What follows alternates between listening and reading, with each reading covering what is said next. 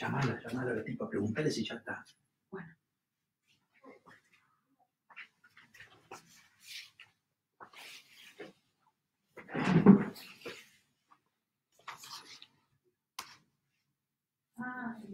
Quería preguntarle si ya arrancaba, me dice. Dice que se volvió a desconectar. Pero ahí tiene que estar. Hola, ¿pero no está conectado ahora?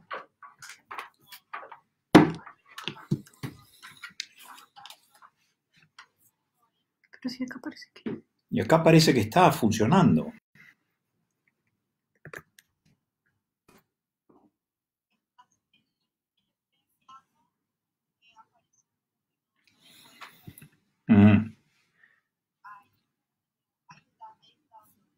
Ok, sonido también. Listo.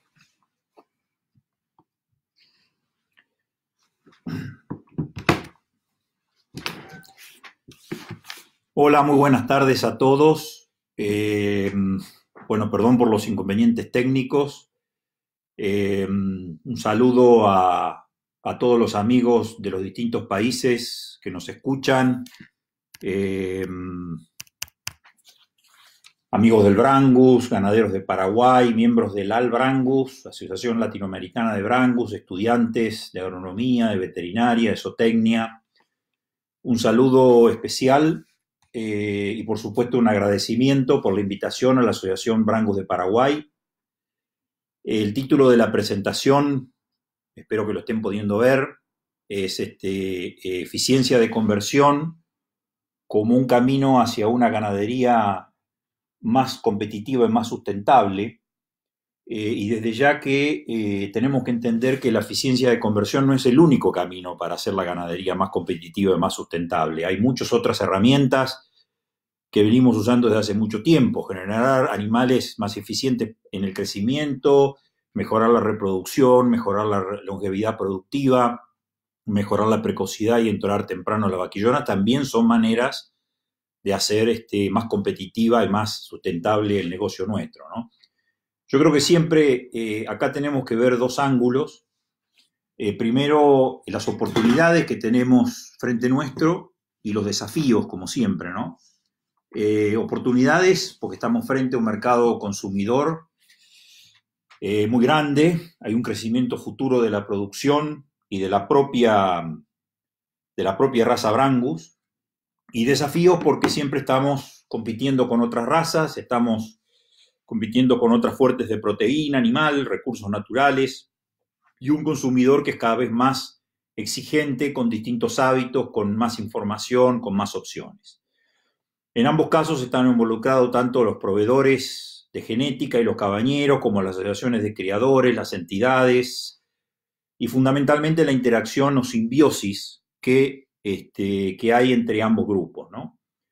Hacemos todo esto para crecer, para innovar, para proveer más y mejores servicios y para generar negocios. Así que bueno, muchas gracias y felicitaciones a Brangus Paraguay por esta iniciativa. Más allá del momento que estamos viviendo con esta pandemia y esta cuarentena, que estamos todos así un poco aturdidos y sin saber qué hacer y cómo seguir, es un buen momento para recordar que estamos en el camino correcto en el negocio de la agricultura, o sea, la agricultura, la ganadería, la producción de alimentos.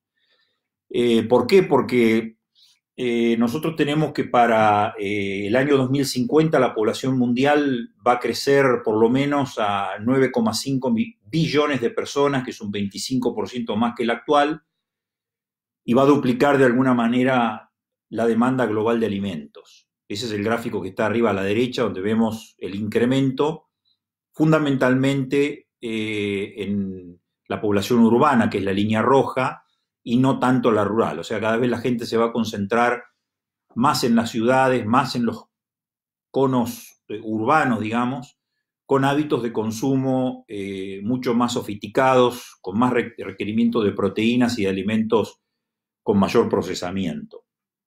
La mayor parte de este crecimiento tendrá lugar en los países de desarrollo, ¿no? Y en las zonas urbanas del mundo.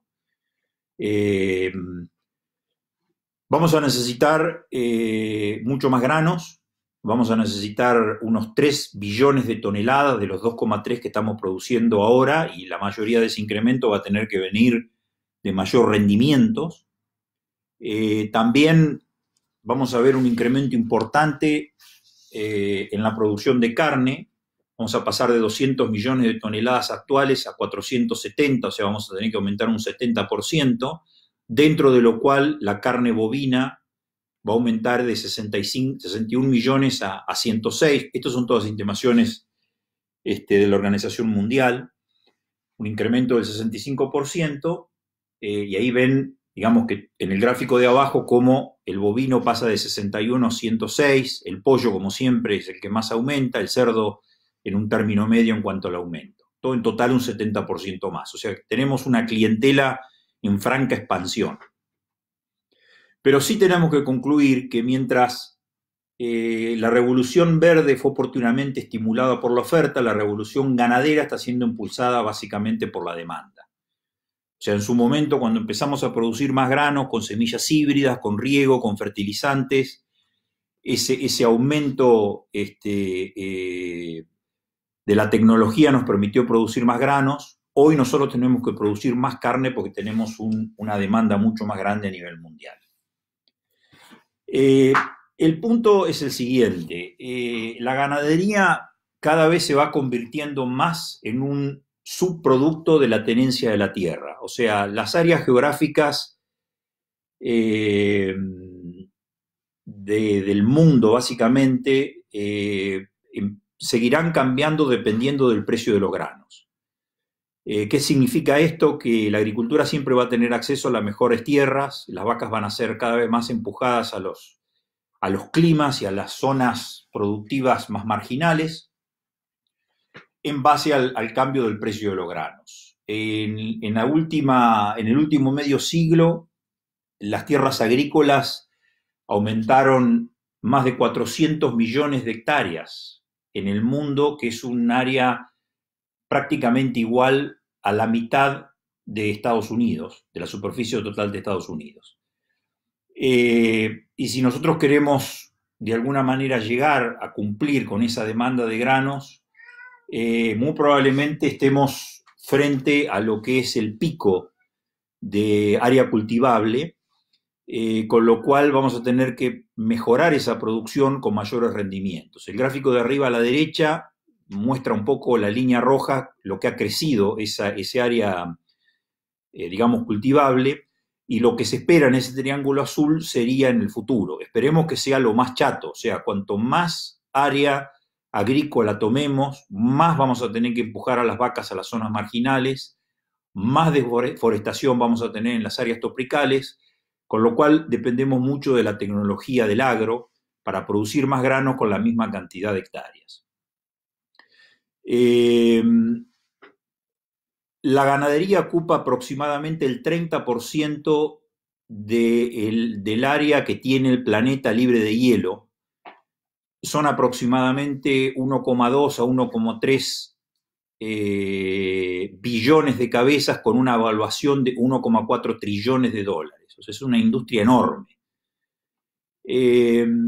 Pero esta industria se va a estar movilizando cada vez más hacia las zonas tropicales y las zonas calientes. Fíjense en el gráfico de la derecha, de alguna manera, en este momento, 2/3 de la ganadería están en zonas tropicales, con una tendencia que sigue creciendo. Y esto no es que el ganado va migrando, sino que simplemente hay más crecimiento y cambia la proporción de las razas, de las cuales, por supuesto, Brangus está incluida, porque es un adaptado tropical en el fondo. Brahman, Brangus, Braford, Santa Gertrudis son las razas que básicamente están creciendo, más algunos adaptados taurinos, Brahman, por supuesto, con lo cual cada vez más importante para el futuro de la producción de carne el desarrollo de las razas nuestras. Hay dos hechos importantes cuando nosotros hablamos de carne bovina. La carne bovina como fuente de proteína animal siempre va a ser el producto magnético que el consumidor va a preferir. O sea, siempre la carne de res, como dirían en México, beef, como dicen en Estados Unidos, o la carne bovina, como hablamos nosotros acá en el Cono Sur, siempre va a tener una ventaja con respecto al cerdo y al pollo, que es el gusto, es la palatabilidad. Y el otro hecho es que el ganado de carne, tomándolo en una forma completa del ciclo de vida, consume grandes cantidades de forrajes de baja calidad comparado con los monogástricos como el cerdo y el pollo, que sí requieren alimentos más procesados y de más calidad. Con lo cual nosotros tenemos un producto que en cuanto a la preferencia del consumidor no tiene empate, básicamente, y tenemos una especie que es el rumiante, o que está dentro del rumiante, que puede consumir esos forrajes de baja calidad para convertirlo en esta proteína muy buena que es la carne. Si bien esto es real lo que acabamos de decir, en los últimos años ha habido una especie de cambios en la dinámica de la agricultura y se ha traído mucho más investigación al frente de batalla en cuanto a lo que es la eficiencia de conversión, no solo en el ganado de carne, sino también en el pollo y el cerdo. ¿Por qué? Porque eso es un insumo, porque en realidad nosotros producimos alimento en forma más cruda, digamos, como son los granos, y ahí tenemos la opción de entregárselos a los pollos, a los cerdos, al bovino, y bueno, hay siempre una ecuación costo-beneficio. Entonces, lo que de alguna manera el consumidor está viendo, o los que se dedican a esto está viendo, que hay ciertos drivers o ciertos movimientos que son el crecimiento de la población, el mayor producto bruto, la urbanización, la globalización, que llevan a más demanda de productos de origen animal, con lo cual tenemos que producir más, tenemos que almacenar más, tenemos que transportar más, y esto lleva algunas preocupaciones sobre la sustentabilidad de la producción de carne, digamos, de productos animales, sobre el agua, sobre la seguridad alimentaria, sobre, digamos, las vidas de los seres en distintos puntos del planeta, recursos naturales, bienestar animal y el uso de la tierra y la biodiversidad. Entonces, todo esto lleva de alguna manera que el consumidor nos evalúe, y por ahí nosotros, estando en Argentina, estando en Paraguay, estando en México o estando, no sé, en Brasil, digamos, bueno, nosotros estamos muy lejos de esto, pero nosotros no sabemos en realidad dónde va a terminar la carne nuestra. O sea, el día de mañana nosotros vamos a seguir produciendo carne que la va a comprar un mayorista en Europa y la va a tener que vender en ciertos supermercados, y esos supermercados, a lo mejor los consumidores van a decir, no, yo carne de un país que tenga un exceso de deforestación no voy a consumir. O yo tampoco voy a consumir en un país donde la erosión pase tales niveles o donde el gasto del agua para producir 1 kilo de proteína digestible supere tal ecuación. Eso en el futuro muy probablemente venga. Bueno, si sabemos todo esto, digamos, ¿cuál es el objeto de tener rumiantes en nuestro sistema? En realidad, acá viene la parte buena. Digamos, el ganado puede convertir comida o sustancias que no son edibles para el humano en esta proteína de alta calidad que hablábamos recién. Puede utilizar tierras que no sirven para la agricultura.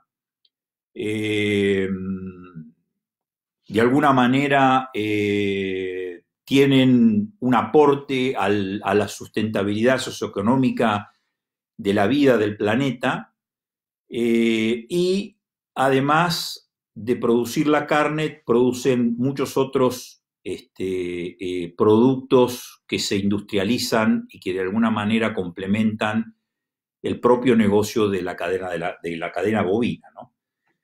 Y yo creo que el tema es insoslayable y se debe discutir objetivamente, porque ¿qué pasa si nosotros sacamos a todos los rumiantes del planeta ¿Qué destino tendría la agricultura animal de subsistencia que soporta unos 600 millones de pequeños productores en el mundo del desarrollo?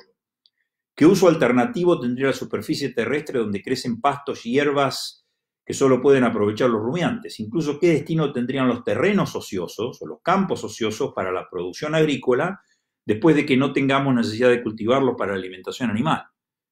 Con lo cual, todo puesto en su lugar tiene sentido y de alguna manera este es el aporte que hacen los rumiantes al sistema nuestro. El 80% de lo que comen las vacas no puede ser consumido por la gente. Simplemente no lo podemos digerir.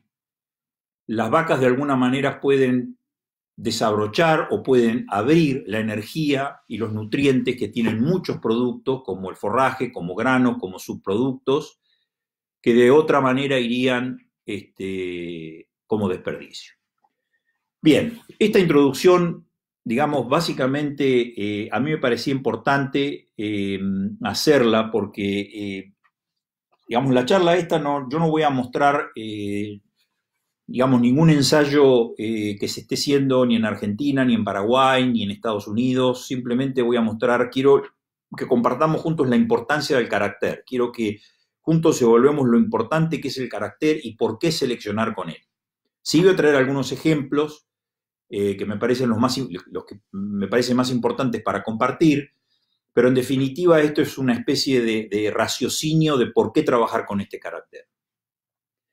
Yo creo que lo primero que se tuvo en cuenta en su momento fueron 5 preguntas para empezar a trabajar con el tema de consumo residual o eficiencia de conversión. Acá sí me meto en un poco el corazón de la charla.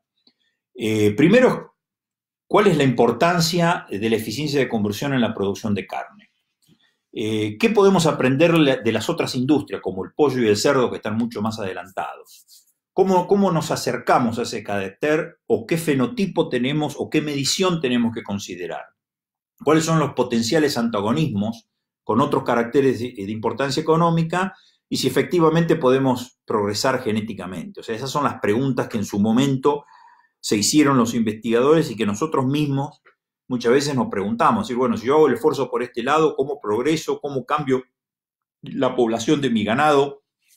Si toco esto, ¿cómo afecto lo otro? En fin, todo lo que sabemos en ganadería de carne, cuando tocamos una variable, tenemos que tener cuidado con el resto y así para poder avanzar en selección multicarácter. El ganado bovino se rankea bastante mal en cuanto a eficiencia de conversión. Por un lado tenemos el cerdo, tiene una eficiencia que es menor a 3,51. Quiere decir que necesita menos de 3,5 kilos de alimento para producir 1 kilo de carne de cerdo, por ejemplo. Sumado a otros aspectos, es un monogástrico, tiene un intervalo generacional corto, es una especie multípara, está en la mayoría de los planteos verticalmente integrada. Realmente competir en eficiencia con el cerdo es muy difícil, muy, muy difícil. En los modelos de selección, el tamaño de la camada ha sido por mucho tiempo parte de esos objetivos de selección, pero actualmente más del 50% de esos modelos incluyen a la eficiencia de conversión en las líneas terminales. Nosotros sabemos que el cerdo trabaja mucho con sintéticos y también en las maternas, hasta un 30-40%. El pollo, bueno, tiene una conversión menor de 2:1, y acá lo interesante es que hace años, no sé, más de 50 años, hubo un grupo de productores de pollos en Estados Unidos que se juntaron a una reunión y dijeron, bueno, nosotros vamos a producir un pollo que va a estar listo a los 60 días, va a pasar el doble de lo que pesa hoy y va a consumir menos de 3 kilos o de 2 kilos para producir 1 kilo de carne. Y lo cómico de todo esto es que lo lograron. Trabajaron y lo lograron. La eficiencia de conversión aumentó en 250% en los últimos 50 años. Esa mejora fue básicamente una mejora genética y no tanto una mejora en la comida. O sea, esa mejora fue un 90% genética y un 10-15% en comida. Y desde ya que la producción de pollo enfatizan lo más posible en cuanto a eficiencia de conversión para seleccionar. En el bovino, ahí pusimos una fotita de un jerez forastado, la conversión es, en el mejor de los casos, menor a 6:1. ¿Qué tenemos acá? Tenemos altos requerimientos de mantenimiento, tenemos dietas con alta proporción de fibra y fermentación y mucha energía que se pierde como metano. Una baja producción por hembra en reproducción, ¿sí? Eso también pega en la eficiencia de conversión porque nosotros tenemos que tener en cuenta todo el ciclo. Nosotros sabemos que seríamos afortunados que si tenemos un rodeo de 100 vacas nos entreguen 100 terneros, o sea que pierdo en el camino. Y además digamos, el deseo del consumidor de tener carne con alto porcentaje de grasa intramuscular. Eso nos obliga a sobrealimentar, en cierta manera, en los últimos meses de la recría o de la terminación para lograr ese marmoreo y eso nos lleva a la ineficiencia. Muchas veces los investigadores miraban por un costado porque de alguna manera la eficiencia de conversión era demasiado multifactorial para entenderla, entonces no había, digamos, un dinero suficiente para investigar en la materia. Y sí se avanzó en tecnología de la alimentación mucho más que en selección genética, con lo cual tenemos todavía una gran fuerte que no la hemos descubierto en cuanto a mejoramiento potencial de genética para la conversión alimenticia. Y por último, el pescado, que convierte prácticamente 1:1. Nosotros sabemos que en este momento el consumo de carne de pescado en cautiverio es más alto que el consumo de carne bovina a nivel mundial. Ha crecido muchísimo todo eso. Nosotros consumimos mucho salmón de granja, muchos pescados en cautiverio y ha crecido muchísimo. Y de alguna manera los peces no necesitan mantener una temperatura interna como las especies de sangre caliente que somos nosotros, que son los bovinos. No necesitan lidiar con la gravedad, con lo cual gastan muchísimo menos energía. Y de alguna manera excretan amonio, que es una manera más simple de excreción y que le demanda menos energía.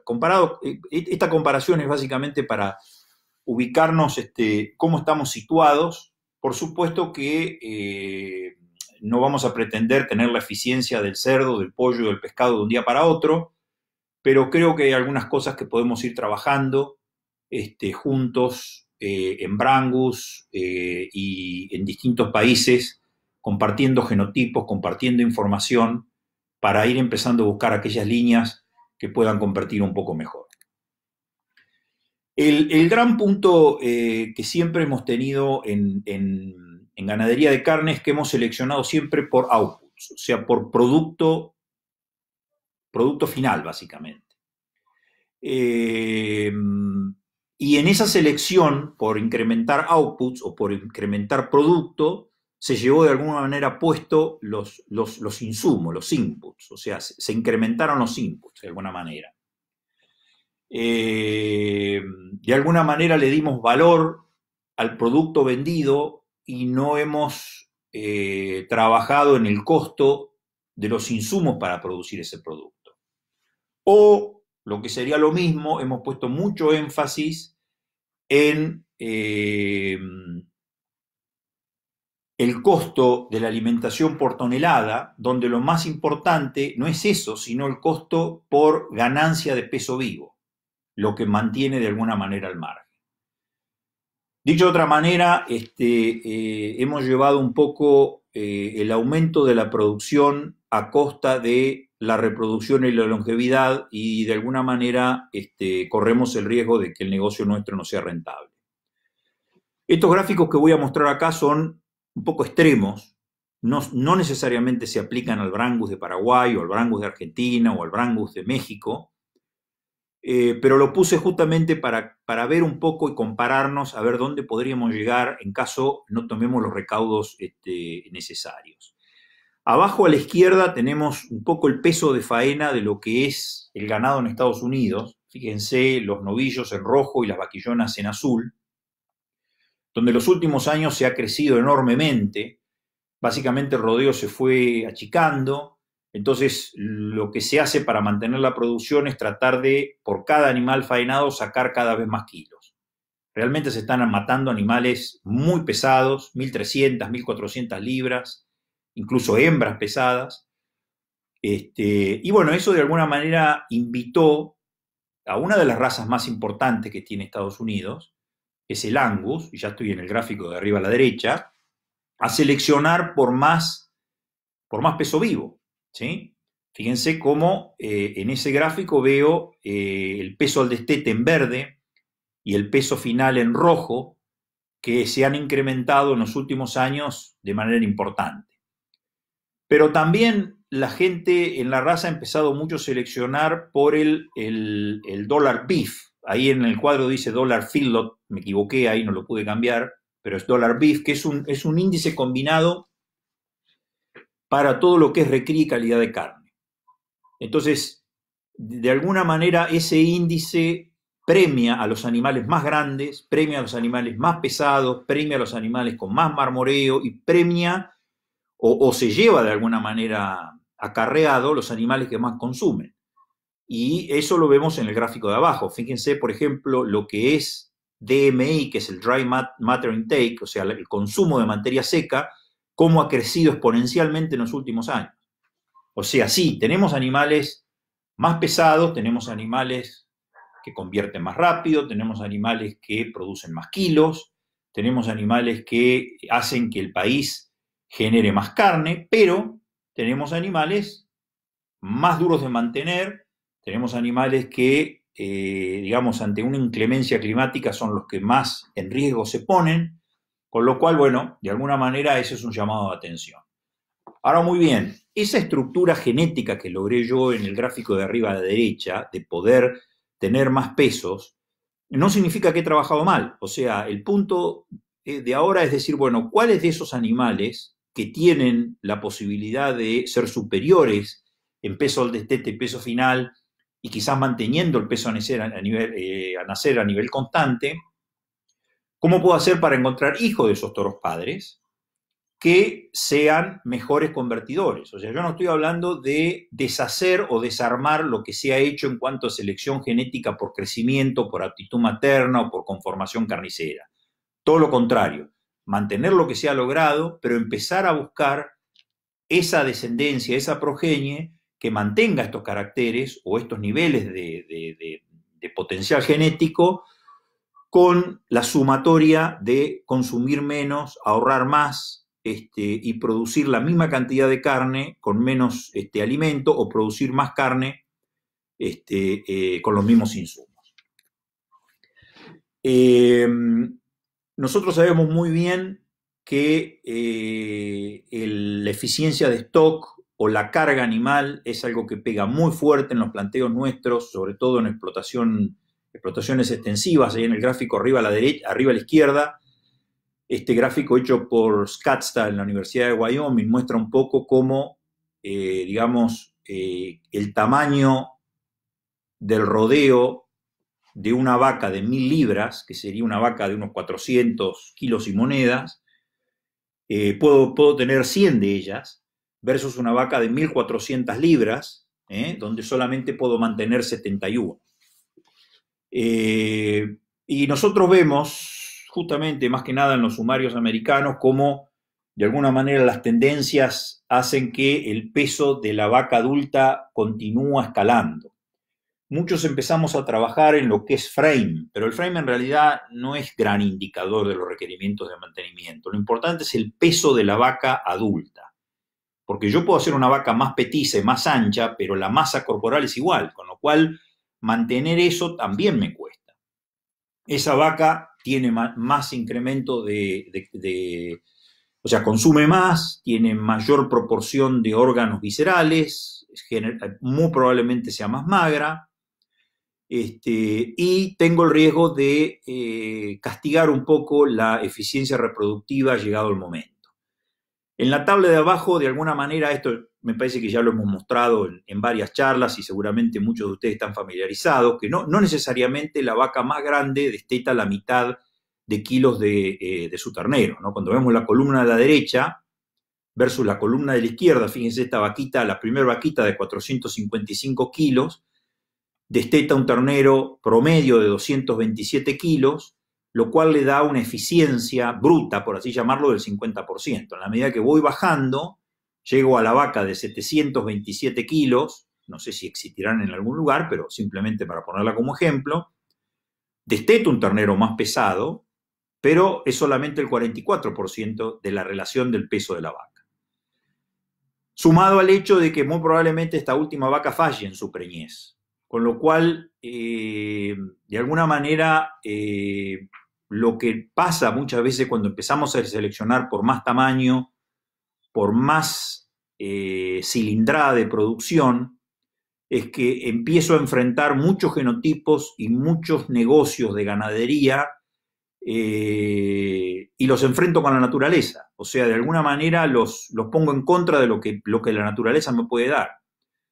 Y también sucede dentro de los genotipos de la raza Brangus, cuando yo de alguna manera busco un animal demasiado británico, también estoy poniendo de alguna manera un enfrentamiento con la naturaleza. Hay lugares en América Latina, en Centroamérica, en gran parte de los lugares donde producimos el Brangus, donde ir a un tipo de Brangus demasiado britanizado, de alguna manera hace que me enfrente con la naturaleza. Bueno, no tenemos que malentender el concepto de la dilución del mantenimiento. O sea, si vuelvo un minuto a lo que vimos en esta pantalla, en esta diapositiva, no quiero que quede la impresión de que los animales con más potencial de crecimiento o con más aptitud materna o con más celeridad o con mejor composición corporal son necesariamente malos. Simplemente yerno en los extremos es malo. Entonces, yo teniendo ese tipo de animal, lo que hago es diluir el mantenimiento. Por ejemplo, en lo que es lechería, fíjense en el gráfico de arriba a la derecha, a través del tiempo vemos que prácticamente en los últimos 70 años la eficiencia en el ganado lechero se duplicó y lo que se consiguió es que básicamente la partición de la energía del consumo de las vacas va 3 veces más a la producción de leche y menos al mantenimiento. Fíjense que la curva esa un poco nos muestra, digamos, la evolución y las tecnologías que han aparecido en el tiempo, como por ejemplo el Journal of Daily Science, cuando se empezaron a usar los antibióticos ya con conocimiento de causa en la lechería, cuando empezaron las primeras camadas de inseminación o los sumarios, de alguna manera fue creciendo esa producción de leche y en el año 40, por ejemplo, la relación de dióxido de carbono versus leche era de 3,7 y en la actualidad es de 1,4, con lo cual somos mucho menos contaminantes, por así decirlo, o mucho más eficientes en la producción de leche. En ganadería de carne, y ya me voy al gráfico de abajo, también puedo mejorar. Puedo mejorar aumentando el número de progenie por hembra expuesta, reduciendo la mortalidad, por efectos de heterosis, por efectos de, digamos, de más eficiencia en general, con pesos al nacer más altos. De alguna manera, bajo los requerimientos utilizados, produzco más y diluyo los digamos de alguna manera el mantenimiento. Judith Capper es una investigadora de Washington State University, es originaria de Inglaterra y es una de las que más ha trabajado en este tema y comparó lo que es la producción del 2007 versus la de 1997 en Estados Unidos y muestra que para producir la misma cantidad de carne, hoy se puede hacer, o por lo menos en el 2007, comparado con el 1997, se podía hacer con un 70% de los animales, un 81% del alimento, un 88% del agua y un 67% de la tierra que se usaba en aquel momento. Con lo cual estamos hablando de una producción más eficiente. ¿Por qué? Porque las vacas se preñan mejor, porque tenemos más pesos finales, porque tenemos más pesos al destete, porque en toro de edad más temprana. Entonces todo eso hace que la energía utilizada para mantener sea mucho menor en proporción a la energía utilizada para producir.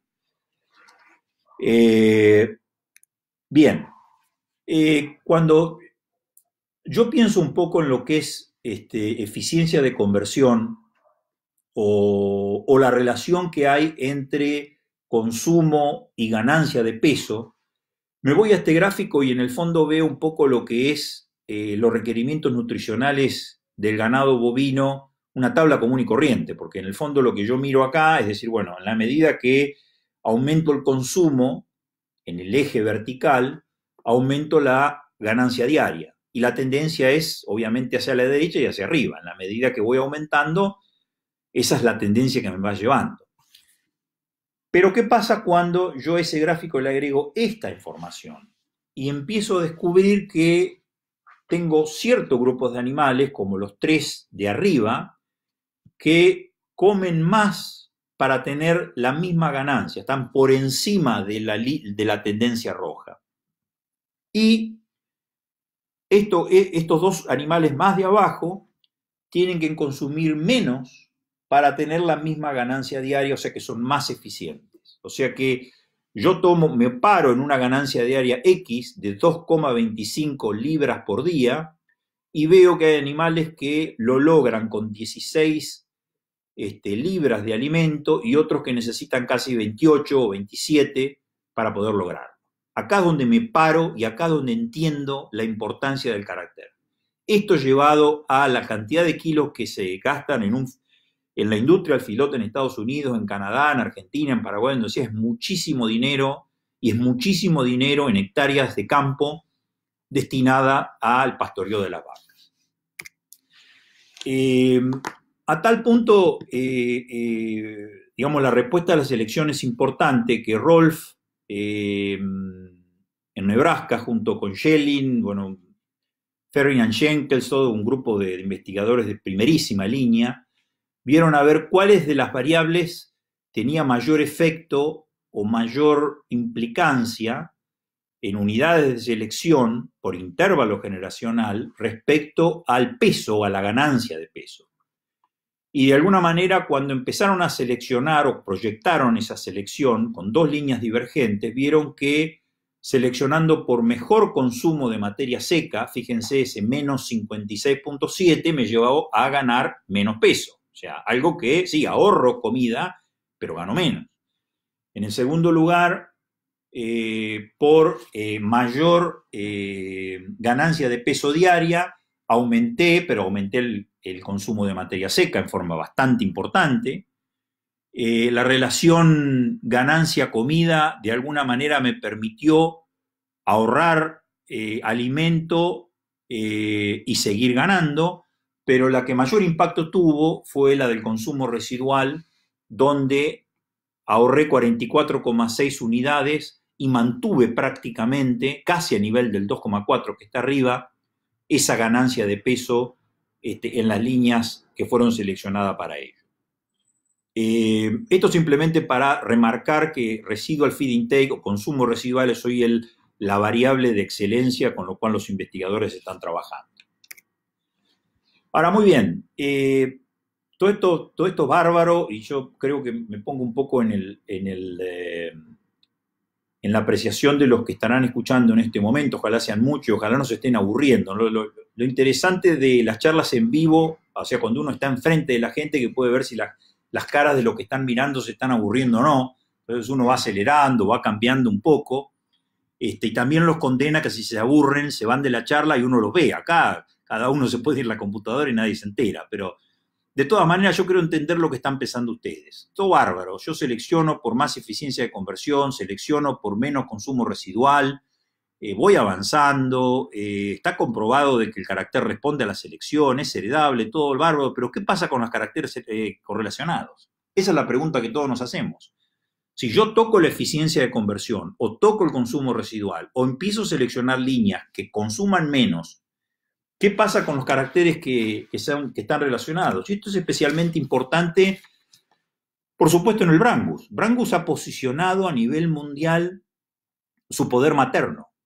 Ha posicionado a la madre Brangus por ser una de las hembras más favoritas en los esquemas de producción. Y nosotros no queremos perder eso, específicamente eso, el poder materno del Brangus. O sea, si nosotros empezamos a seleccionar por esta mayor eficiencia de conversión, ¿vamos a ceder fertilidad o vamos a ceder calidad de carne? Yo creo que esa es la gran preocupación que tenemos todos, más allá de entender que el carácter es muy útil. Bueno, veamos algunos de los trabajos que me parece importantes porque son los más contundentes, por lo menos de lo que yo entiendo. El primero es de Arthur Archer y Tony Reverter, que fue compañero mío en Colorado State y ahora está en Australia, realmente una persona muy, muy capaz en cuanto a investigación y genética. Y de alguna manera ellos midieron el crecimiento y los caracteres de eficiencia en la recría y luego lo compararon con las vacas en pastoreo, que eso es una de las preguntas que siempre nos hacemos. Fíjense en el cuadro de arriba, donde veo cuando se junta el RFI, que es la Residual Feed Intake, y nos da un 0,39, eso nos indica la heredabilidad, nos indica que es relativamente heredable, es de mediana a alta heredabilidad, con lo cual voy a tener una buena respuesta a la selección si trabajo para ello. Y también veo que la correlación en los animales que están creciendo de el consumo residual con la ganancia diaria y con el peso metabólico es muy, muy baja. Con lo cual yo puedo, o sea, es menos 0,04, menos 0,06, el signo no importa, lo importante es que es muy, muy baja o insignificante, con lo cual eso muestra que de alguna manera yo seleccionando por consumo residual no tendría básicamente o no afectaría básicamente la ganancia diaria en el peso metabólico.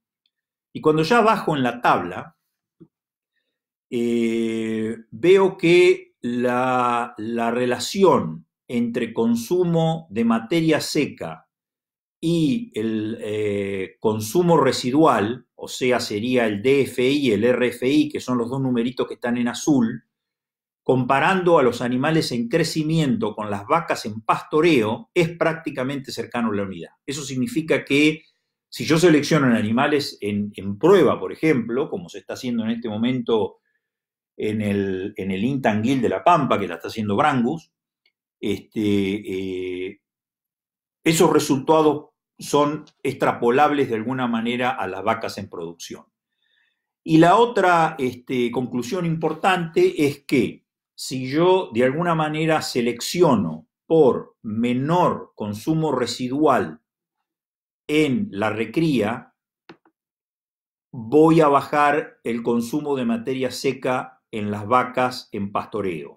Ese número es el 0,64 que está en la columna de la izquierda de la tabla de abajo. Quiere decir que de alguna manera el movimiento de una variable afecta positivamente a la otra. Bajar el consumo residual afecta bajando el consumo de materia seca de las vacas. Y el otro número importante es que no sucede lo mismo con la eficiencia de conversión, que es de la manera que se selecciona la mayoría de los feedlot a modo industrial. Cuanto mejor es la eficiencia de conversión, mayor va a ser el tamaño metabólico de los animales como respuesta correlacionada en el rodeo de cría. O sea, yo selecciono por animales de mejor eficiencia de conversión y voy a empezar a tener muy probablemente vacas más grandes, y eso me lo da el número de menos 0,54 abajo de todo, que es negativo y en este caso nos asocia de la manera que no quiero.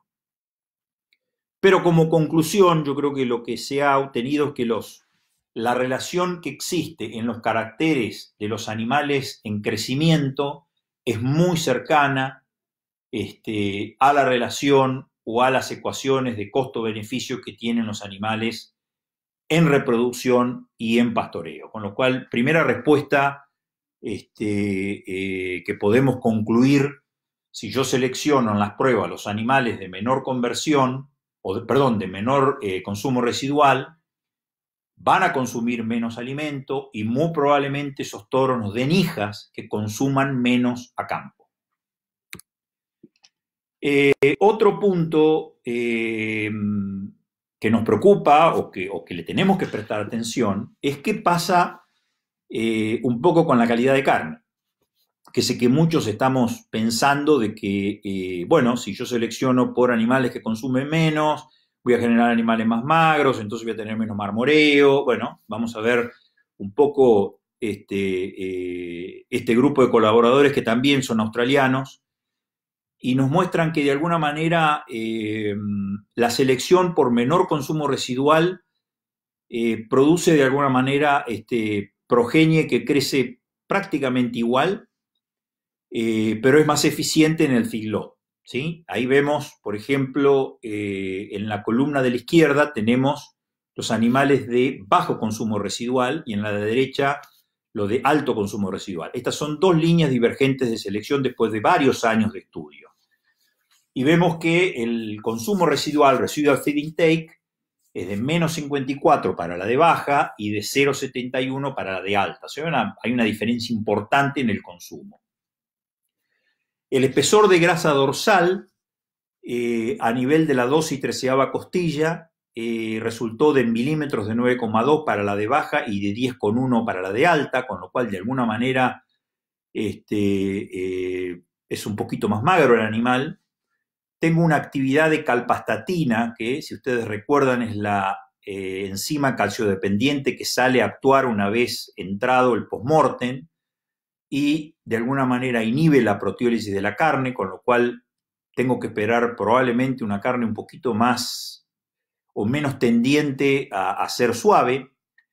Pero sí, cuando bajo un poco en la parte de reproducción, veo que el porcentaje de destete 81 versus 80, la ganancia diaria de los terneros muy parecida, el rendimiento de la lactancia de las vacas muy parecido y el peso de los terneros por vacas expuestas también muy parecida.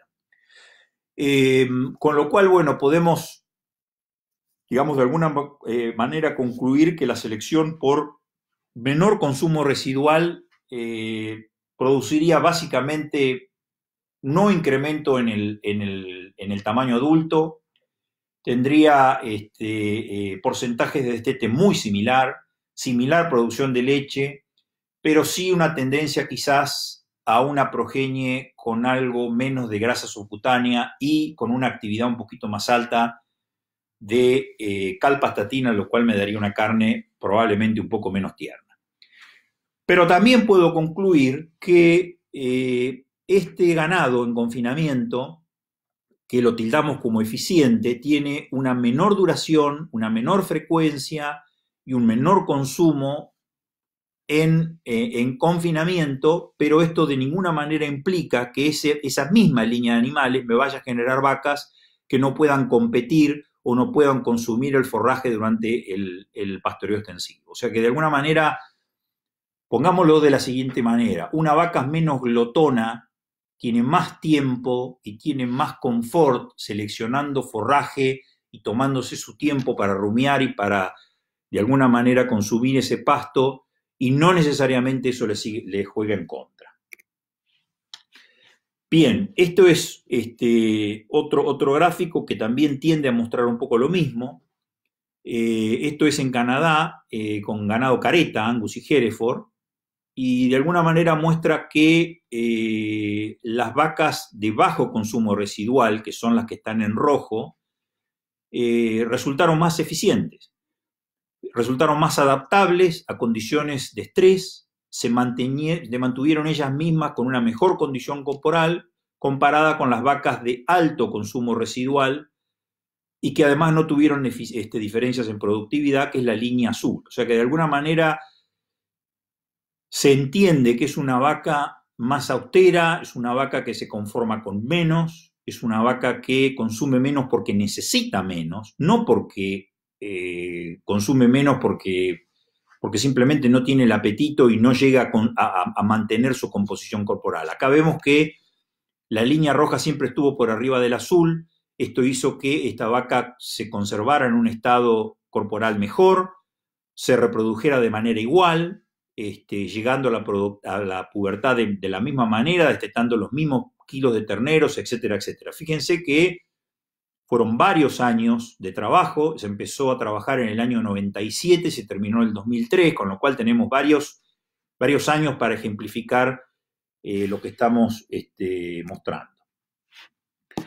Bien, pasamos ahora, yo creo que está en ese sentido, vuelvo un minuto para atrás, algunas respuestas que podemos ir concluyendo, que en realidad no hay tal efecto nocivo en cuanto a lo que es si seleccionamos por eficiencia de conversión o por consumo residual, en cuanto a reproducción, en cuanto a tamaño adulto y en cuanto a muchas cosas que de alguna manera nos preocupan. Pero también es importante tener en cuenta, y sigo hablando a favor de lo que venimos entendiendo, es que las correlaciones genéticas tan pronto no sean tampoco no sean cercanas a la unidad, siempre voy a tener una ventana para seleccionar. O sea, las correlaciones genéticas están hechas de alguna manera para que las desafiemos. Si no, nunca hubiésemos conseguido animales que tengan bajo peso al nacer y que sean muy buenos en peso destete y peso final. O no tendríamos padres que nos den hijas con buen crecimiento destete, buen crecimiento final y buena actitud materna, porque la correlación entre esos caracteres del desarrollo y crecimiento con actitud materna es negativa, y sin embargo hemos conseguido tener animales así. Con lo cual, siempre tengamos en cuenta que en las correlaciones hay que respetarlas, pero tampoco hay que tenerles miedo. Y nosotros podemos seleccionar por mejor consumo residual y también seguir seleccionando por tamaño o por seguir seleccionando por velocidad de crecimiento o por circunferencia escrotal. No es que seleccionando de una cosa me voy a olvidar del resto. Como dije en la diapositiva anterior, la propuesta no es desestructurar las curvas de crecimiento que hemos logrado en el rango. Nosotros en el rango, después de muchos años, hemos logrado un animal que prácticamente pare sin problemas. Son muy raros los problemas de parto que tenemos. Hemos logrado una vaca que es una máquina de destetar terneros y de destetar peso. Vuelve a estado de reproducción de manera rápida, tiene un porperio muy corto, hay novillos que cada vez son más precoces, que tienen una calidad carnicera muy buena, una curva de crecimiento rápida, sin irnos a los extremos. Bueno, eso no lo desarmemos, sino que esos padres líderes que tenemos hoy en la raza, empecemos a buscar los hijos de ellos, que además de todo lo que venimos diciendo, tengan ventaja en cuanto a eficiencia de conversión. Bien, ahora vamos a compartir algunas buenas noticias con respecto a lo que son animales que tienen proporción de vocíndicos o de Brahman o de cebú, dentro de los cuales, por supuesto, el Brangus. Esta tabla pequeñita que tenemos arriba a la izquierda, también un estudio de Australia de Moore y colaboradores, muestra que en un ensayo que se hizo, el Brahman fue la raza que tuvo menor consumo de materia seca, con ese 9.96 kilogramos o libras, no me acuerdo bien qué era, y una eficiencia y un consumo residual de menos 61. En la medida que voy bajando, encuentro al Santa Gertrudis, con un poquito más de materia seca, pero todavía con un consumo residual negativo y favorable para lo que nos interesa. Podemos comparar al Santa de alguna manera con lo que es el Brangus. Y en la medida que me voy acercando a las británicas, ya veo más consumo de materia seca y ya mi consumo residual se empieza de alguna manera a ser positivo. De alguna manera nos muestra que el Brahman, su progenie y los animales de influencia vocindicus han sido los más eficientes y los menos eficientes fueron los británicos. Los animales británicos consumieron más alimentos, tuvieron más ganancia, pero también es cierto que la mayoría de los animales que no eran Brahman, todos eran F1, con lo cual tenían a favor el tema del vigor híbrido. Acá lo importante es entender que este trabajo se hizo con condiciones de producción y de alimentación estándar, y está claro que donde está la influencia del Bos indicus, empiezo a tener animales mucho más austeros en cuanto al consumo. El gráfico de abajo es de Elso y colaboradores en la Universidad de Florida. Elso ya está jubilado, pero ha sido un profesor excelente en cuanto a todo lo que le ha aportado al Brahman, al Bos indicus. Ha trabajado muchísimo y ha formado mucha gente muy, muy buena. Y también vemos que en la medida que aumenta la fracción de Brahman, fíjese que va en la línea horizontal, va de 0 a 32. Si nosotros nos paramos, el Brangus más o menos estaría parado en la mitad, el Brahman bien a la derecha. En la medida que aumenta la proporción de genes bosíndicos, disminuye el consumo residual. O sea que ese es otro estudio en otra parte del planeta, con otra población ganadera, donde compara distintos animales, Angus puro, Brangus cuarta sangre, Brangus 3/8, Brangus media sangre, que sería donde está parado a la mitad, el 16, o sea, 16 sobre 32 es justamente el media sangre, Brangus 3/4 y Brahman, y en la medida que aumento la proporción de Bos indicus, voy aumentando de alguna manera esa eficiencia. ¿Qué sucede con el Bos indicus? ¿Qué sucede con el Brahman, con el Nelore, con el Tabapuá, con el Bucerat, con el Gir? ¿Y qué sucede con esos genes bosíndicos que están metidos en el Brangus y que muchos entendemos no debemos perder cuando se trata de lugares extremos, lugares donde la naturaleza nos desafía de alguna manera a tener animales más rústicos? El Bos indicus tiene ritmo de fermentación mucho más rápido, tiene menor tiempo de retención digestiva, tiene una mayor población de protozoarios ruminales, lo cual le permite soportar una mayor y más fuerte emisión de metano, y tiene una mejor eficiencia en la captura de energía. Esto está comprobado en muchos estudios de fisiología. O sea, es un animal que tiene la posibilidad de trabajar más rápida la digestión y hacer una digestión mucho más pura y mucho más profunda de fibras de menor calidad.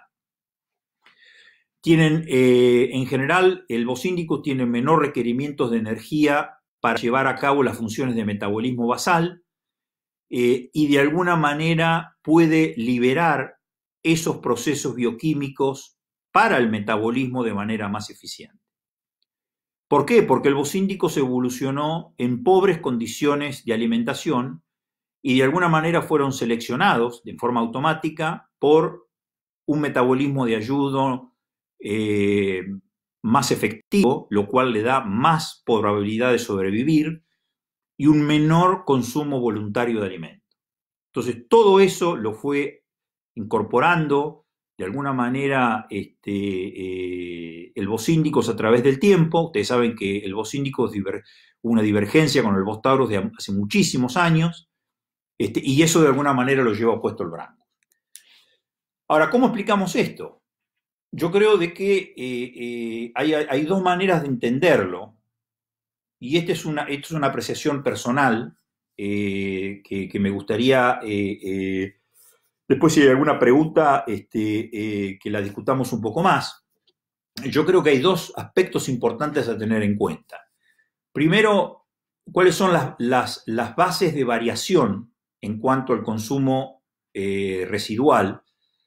Y Richardson y Herd de alguna manera en el 2004 entendieron o de alguna manera publicaron de que la producción, el incremento calórico, la termorregulación, los procesos metabólicos, la digestión de la comida, la composición corporal, todo eso cuenta hasta un 73% de la variación del consumo residual. Y que hay un cuarto, un 27% que todavía no lo conocemos. Esto a mí me lleva a pensar de alguna manera que si yo tengo que gran parte de la variación o gran parte de las diferencias en cuanto a eficiencia en el consumo residual está con la degradación y la formación de proteínas, el metabolismo de los tejidos, el comportamiento de la comida, la composición corporal y el incremento del calor, acá viene la ventaja del bocíndicos. Acá donde el bocíndico digamos, se destaca, porque claramente con lo que muchos estudios muestran, tiene muchos aspectos de adaptación y muchos aspectos de bajo metabolismo basal y muchos aspectos de menor uso de energía para la digestión, que hace que sea más eficiente en tal sentido. Eso desde el punto de vista metabólico. Desde el punto de vista anatómico, también es importante recordar, digamos, a iguales sistemas de alimentación y a igual punto de matanza, generalmente el ganado bocíndicos tiene más rendimiento al dressing que el ganado británico. ¿Por qué es esto? Porque de alguna manera la proporción de kilos o el porcentaje de peso que tiene el ganado bocíndicos de lo que es el corazón, los pulmones, el hígado, las vísceras y el tracto gastrointestinal es mucho menor a lo que es el ganado británico y aún menor de lo que es el ganado lechero. Fíjense, ahí en el tercer párrafo, Brahman tiene un 14% de su tracto gastrointestinal respecto al peso total del animal vivo, el Angus tiene un 16% y el Jersey un 21%. O sea que nosotros sabemos que las vacas lecheras, tanto el Holando como el Jersey, son vacas de una gran capacidad digestiva y por supuesto tienen un rendimiento al gancho mucho menor. La grasa mesentérica y la grasa, digamos, de cavitaria también es menor en el Brahman, comparado con el Angus y el Hereford, y a su vez menor de las razas lecheras, que son las más altas, y de los 4 estómagos vacíos, el que más diferencia presenta es el omaso, y fuera de los estómagos el intestino largo. El omaso en el Brahman y en el Bocindicus es el tercer estómago y es el que menor proporción tiene comparado a las otras razas. Si ustedes recuerdan, de fisiología, la función del omaso era un poco deshidratar el alimento, es un estómago que tiene concentraciones bifásicas para expulsar el agua y mandar la comida más seca al abomaso. Y de alguna manera esto también indica que el Brahman a través de los años, o el Bocíndicos a través de los años, ha necesitado menos trabajo en deshidratar comida de más calidad. Este es un trabajo viejo de Ramsay en 1965, en Estados Unidos, donde ya se veían estas diferencias. Entonces, de alguna manera, nosotros entendemos que el ganado Bocindicus, el Brangus, el Braford, el Brahman, tiene un aparato digestivo que necesita menos irrigación sanguínea, que necesita trabajar menos. ¿Por qué? Porque pasa la comida más rápido y porque tiene más posibilidad de metabolizar en menor tiempo. Y también lo indica de alguna manera las funciones metabólicas en las cuales el Brahman o en las cuales el Bocindicus, y en este caso el Brangus, tienen una ventaja por ser más austeros. Bien, ¿estamos en condiciones o es importante llevar a cabo en algún momento una evaluación nacional para consumo residual? Yo creo que sí, yo creo que es muy importante tener una evaluación nacional o internacional de consumo residual. ¿Por qué? Porque la comida cuesta dinero. Entonces, si la comida cuesta dinero, el consumo de comida es un carácter de relevancia económica o un carácter de importancia económica. Es una nueva generación de caracteres que no mide el producto, sino que mide el insumo. Y creo que es muy importante, porque nosotros medimos, cada vez que vendemos una tropa de novillos al frigorífico, vendemos una jaula de terneros al destete, queremos saber el peso, nos pagan por peso. Nosotros evaluamos nuestra producción por peso y es hora que empecemos a evaluar cuánto nos costó llegar a ese peso.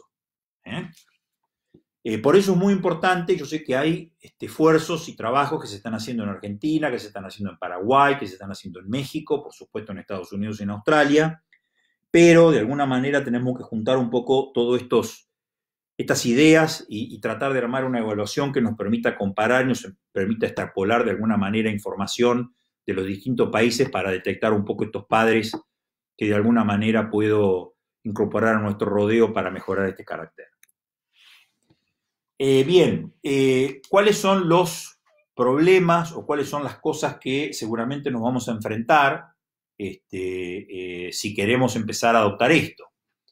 La innovación es algo muy, muy interesante en todo proceso de adaptación, pero la adopción es otro tema, ¿no? O sea, innovar es fácil, adoptarlo quizás no tanto.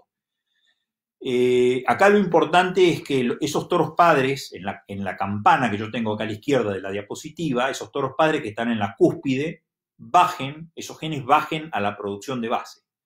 O sea, de nada sirve que esos toros ganadores de prueba o esos toros líderes en consumo o en cualquier otro carácter se queden dando vuelta en las cabañas de pedigree, que es importante, pero por inseminación, por trasplante embrionario, por utilización de toros de punta, tiene que bajar a la producción comercial. Yo creo que uno de los impedimentos que seguramente estamos viendo o vamos a ver es que de alguna manera en ganadería carne todavía no se llega a apreciar la importancia del carácter. Yo creo que por eso es importante estas charlas de extensión, que a lo mejor no son tan específicas en el punto de vista técnico, pero sí yo haría hincapié de darlas más seguidos para que la gente tome conciencia de la importancia que tiene esto. El otro punto práctico de limitaciones es un poco la sanidad o los altos costos que tienen las centrales de prueba, que obviamente no es barato hacerlo. Puede haber de alguna manera una reticencia de los cabañeros de mandar los mejores toros a las pruebas, porque digamos que los toros, los cabezas de remate o los toros clasificados como superiores, seguramente el cabañero entiende que los puede cuidar mejor que en una central de prueba. También puede existir el sesgo de esos cabañeros de mandar los toros que son superiores en otros caracteres y no mandar una muestra insesgada de la población. Y por último, también tener en cuenta que en ganadería de carne todavía sigue siendo mínimo el uso de inseminación, comparado a la lechería, comparado a los cerdos. Si fuera más amplio el uso de la inseminación, muy probablemente las grandes multinacionales de inseminación ya hubiesen invertido más dinero en todo esto. Con lo cual la mayoría de los esfuerzos son o aislados, o empresas privadas, o digamos, o trabajos que de alguna manera todavía están tratando de devanar un poco qué es lo que sucede en cada población. Y también tener en cuenta que en la era del genotipado, los fenotipos son más importantes que antes, ¿no? Parece mentira esto. Pero los CPDs enriquecidos por la genómica primero se empezaron a calcular en caracteres de la carcasa y luego se empezaron a difundir para otros caracteres, los cuales ya tenían desarrollados CPDs. Con lo cual, de alguna manera, la población de deferencia ya estaba desarrollada, ¿no? Los test genómicos para los caracteres nobles, como puede llegar a ser la eficiencia de conversión, como puede llegar a ser los caracteres como la resistencia a las enfermedades, la reproducción, requieren la formación de grandes bases de datos para tener fenotipos y genotipos. Daría la impresión de que la prueba esta de 70 días de consumo residual es más que suficiente para trabajar, está probado de que es eficiente y da resultados muy óptimos. Y de alguna manera la genómica es la que nos va a ayudar a devanar un poco la arquitectura genética que hay en todo esto de la eficiencia de conversión. Nos veíamos que en cuanto a las variaciones metabólicas, hay un 27% que no lo podemos descubrir todavía o no sabemos, y dentro del 73% que ya vemos, ¿cómo hacemos para detectar las diferencias genéticas que hay en las distintas líneas de padres? Y si esas diferencias se dan por mantenimiento, composición corporal, producción de proteína, producción de calor, digestión, etcétera, etcétera. Así que la genómica acá nos tiene que ayudar de alguna manera si queremos despegar con este carácter. Obviamente genómica no voy a explayarme porque yo hago una charla más que completa del profesor que nos dio la semana pasada de Estados Unidos. Bien, para resumir, no sé cuánto tiempo me llevó realmente, si se aburrieron o no. La verdad que es la primera vez que yo hago una presentación de este tipo, con lo cual uno no sabe si puede expandirse mucho más o no. De todas maneras, entiendo que la mayoría de ustedes están en cuarentena, así que bueno, a lo mejor tienen tiempo de sobra. En resumen, yo veo con muy buenos ojos que Brangus siga trabajando, siga liderando en muchos aspectos, porque de alguna manera el suceso nos lleva a conformarnos con lo que hacemos nosotros mismos. Y como Brangus es una raza exitosa en todo el mundo, sobre todo en América Latina, ha evolucionado en sus variedades roja y negra de manera excepcional. Hoy el Brangus que tiene Paraguay, que tiene Brasil, que tiene Argentina, que tiene México, en fin, que tienen muchos de los países nuestros, es más que representativo de lo que tiene que ser una raza productiva en los trópicos y subtrópicos. Con lo cual veo con muy buenos ojos que no nos quedemos con el éxito logrado, sino que estemos inquietos y que el éxito que hemos acumulado no necesariamente lleva a que nos quedamos dormidos y que sigamos descubriendo más caracteres para evaluar y sobre todo más caracteres para estar comunicados entre las asociaciones. La eficiencia de conversión creo que está puesta ante nuestros ojos para revolucionar de alguna manera la manera que selecciona el ganado de carne. Si yo empiezo a seleccionar por eficiencia de conversión, va a haber un ranqueo de muchos animales y vamos a empezar a atender muchas cosas que van a hacer nuestra productividad más económica.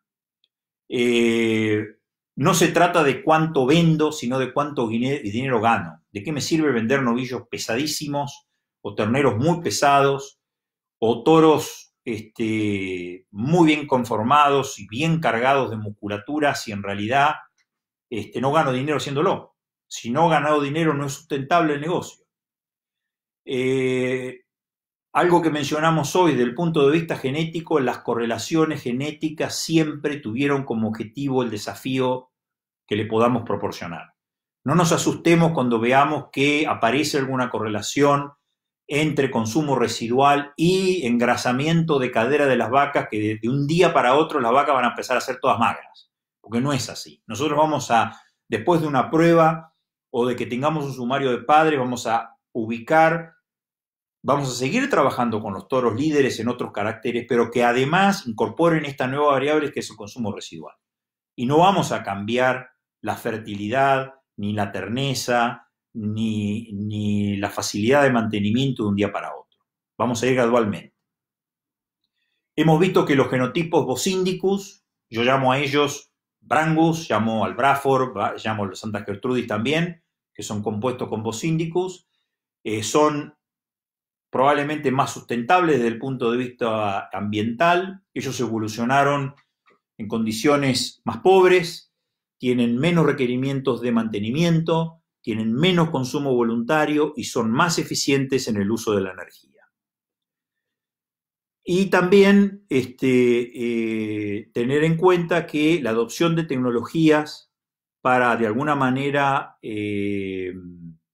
progresar genéticamente en eficiencia de conversión es una de las maneras más eficientes o de las estrategias más eficientes para trabajar en el ganado de carne y para, de alguna manera, empalmarnos con la futura demanda de proteína de origen animal de una manera sustentable.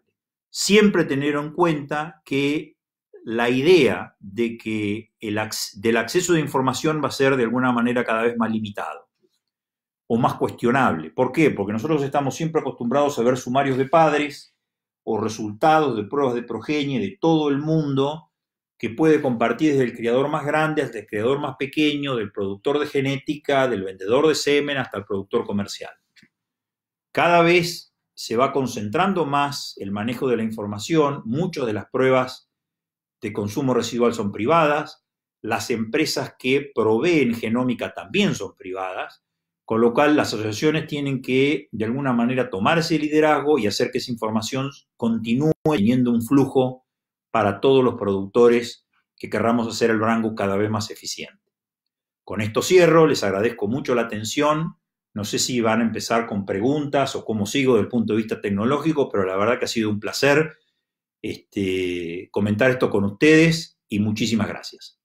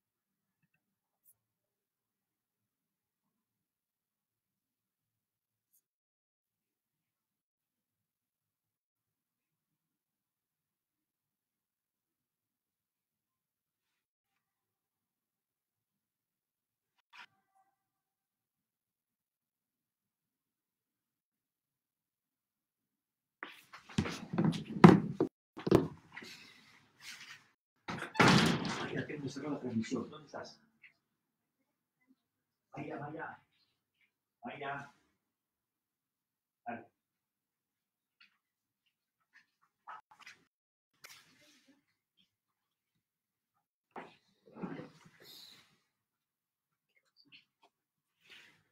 Cierro la transmisión.